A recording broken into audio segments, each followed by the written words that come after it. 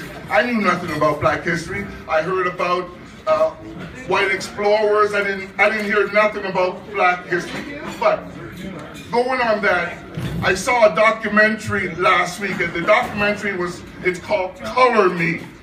Now it's a documentary filmed in Brampton, and it's about Black kids in the suburbs with positive reinforcements and none of the negative, and only some of the negative factors that influence them.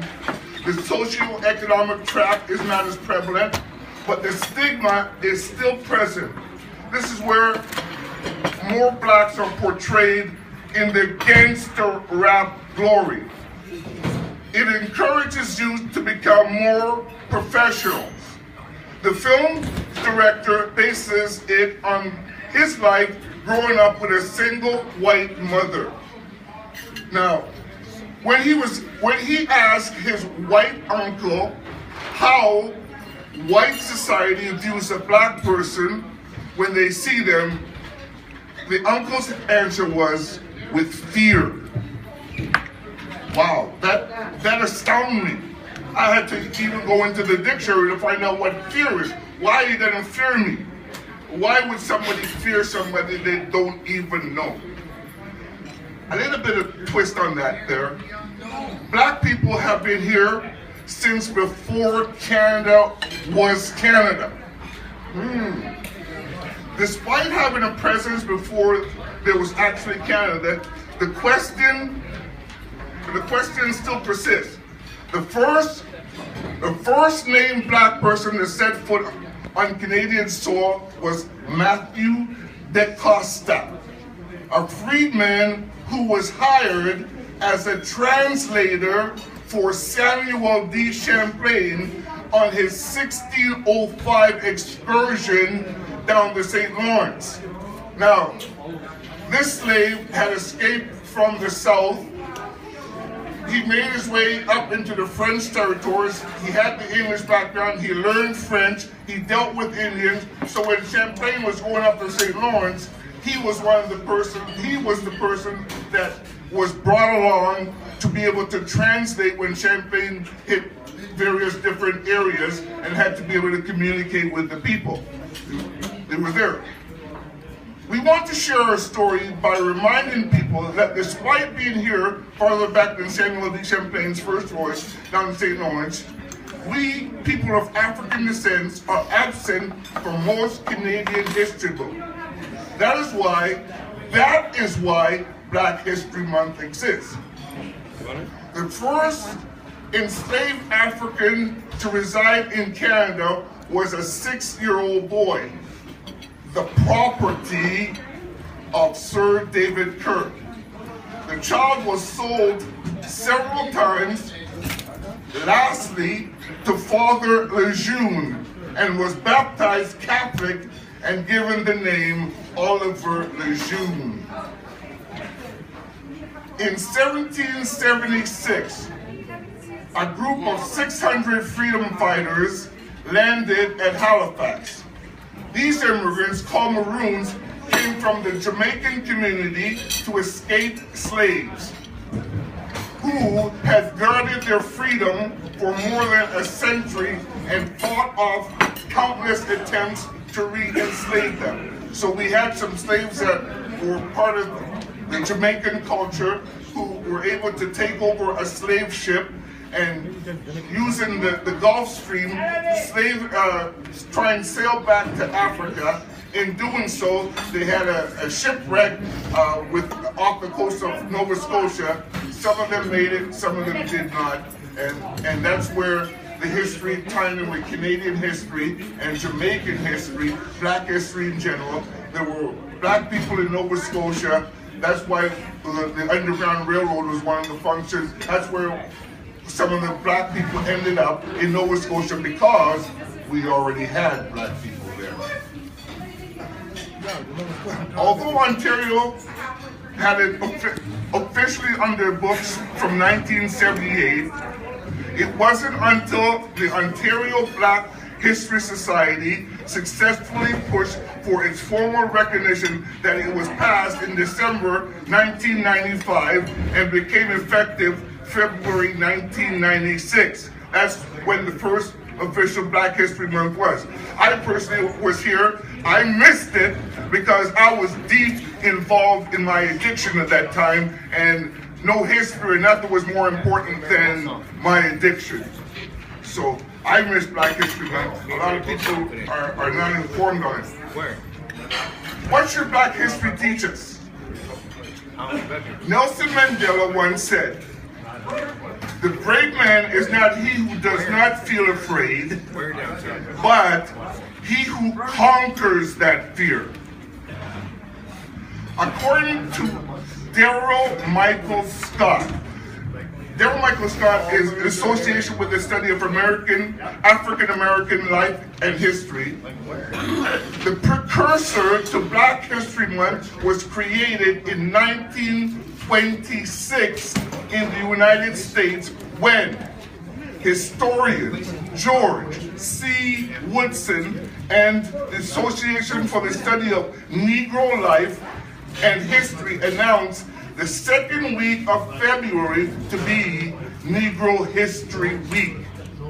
This week was chosen because it coincided with the birthday of Abraham Lincoln, which is February the 12th, and of Frederick Douglass on February 14th, both of which Black communities had celebrated together since the late 19th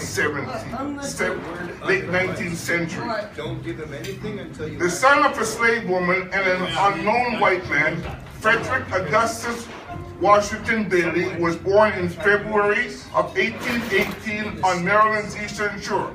He spent his early years with his grandparents and with an aunt, seeing his mother only 4 or 5 times before her death when he was 7. All Douglas knew of his father was that he was white. During this time, he was exposed to degradation of slavery, witnessing firsthand brutal whippings and spending much time cold and hungry. When he was 8, he was sent to Baltimore to live with a ship carpenter named Hugh Ault. There he learned to read and first heard the word abolition and abolitionist. Going to live in Baltimore, Douglas would later say, laid the foundation and opened the gateway to all my subsequent prosperity. Here's an interesting one. Viola Desmond. Who is Viola Desmond? Anybody know? Nobody knows.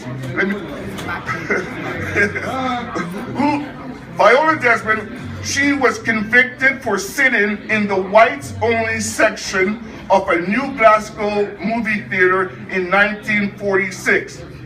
9 years before Rosa Parks refused to sit in the blacks-only section of a Montgomery, Alabama bus, which launched the American Civil Rights Movement, is one of Canada's still too little celebrated heroes. We will stop having Black History Month when we read about the contributions Black people have made to sciences. For example, when we read about Elijah McCoy, the extraordinary Black inventor born in Canada to runaway slaves, who became a leading expert in the field of thermodynamics and whose invention of the self-lubricating cup revolutionized steam engine travel and led to an amazing 57 patents. The real McCoy became an expression of authenticity despite being inspired by a man whose life was marred with tragedy. We will stop having Black History Month when we can talk and know of people such as Juwanta Westmoreland Tagore, who was born in Montreal and who not only became Dean of the Law Faculty of the University of Windsor, the first Black Canadian to hold such a post, but also is now a judge in Quebec, also a first for a Black Canadian. The Obama campaign for the presidency offered much to admire and learn from. But a very significant aspect of President Obama's victory was his vision for the United States, which was primarily one of inclusiveness. His plea was, and after his second State of the Union address essentially remains, that the fulfillment of a nation's destiny can only be achieved by harnessing the potential of all its people, not just a select few or elite. Therefore, or whatever else his problems may be, we can learn a lot from this. When the contributions of people of African descent are acknowledged, when the achievements of Black people are known, when Black people are routinely included or affirmed through our curriculum, our books, and the media, and treated with equality, then there will no longer be a need for Black History Month. This was by Rosemary Sadler of the Ontario Heritage Foundation. Today, I stand before you humbled. To tell you the truth, 2 weeks ago, I had very little knowledge on Black History Month. Inspired by some of the staff at Park, I hope by sharing what I have learned will be a precursor to all people getting along in love. Remember, love keeps no record of wrongs. Thank you.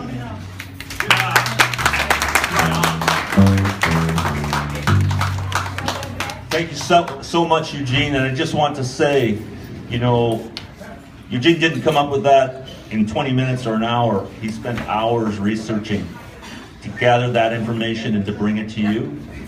And I'm going to make sure that we see a photocopy of that speech and hand it out to all members and frankly to all staff within Park. Because that's exactly the kind of direction that we want Park to go in